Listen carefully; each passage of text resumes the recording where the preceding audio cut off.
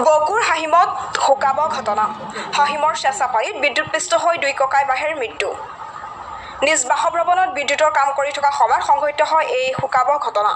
ককাইদেউ গুণেশ্বৰ বড়োক বচাবলৈ গৈ ভাতৃ বীৰেণ বড়োৰ মৃত্যু হয় মৃতদেহ দুটা মূৰ্তৰ পৰীক্ষাৰ বাবে গুৱাহাটী চিকিৎসা মহাবিদ্যালয়লৈ প্ৰেৰণ কৰে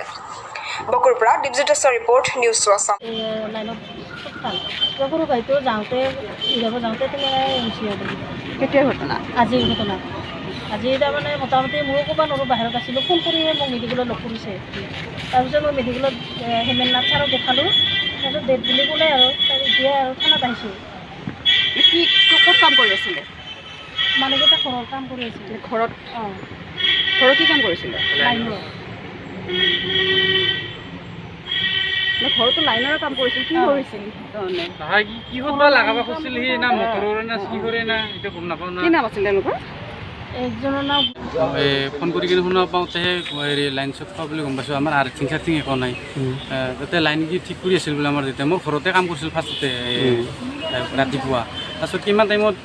টাইমটো নাজানো কিমান টাইমত ঘটনাটো হ'ল মই যেতিয়া গম পাই স্ক্ৰীণৰ পৰাই যায় পটককৈ এই ধুপগুৰি হেৰিত মেডিকেলত সোমাইছোঁ সোমাই আহি তাৰ পৰা ৰেফাৰ দি কিনে বকত দিছে এইখিনি লৈ আনিছোঁ এইখিনিয়ে আৰু তোমাৰ কি হয় মোৰ দেউতা হয় ইগনেশ্বৰ বড়ো হয় ইগনেশ্বৰ বড়ো ইৰাবা যাওঁতে সৰু ভাইকটো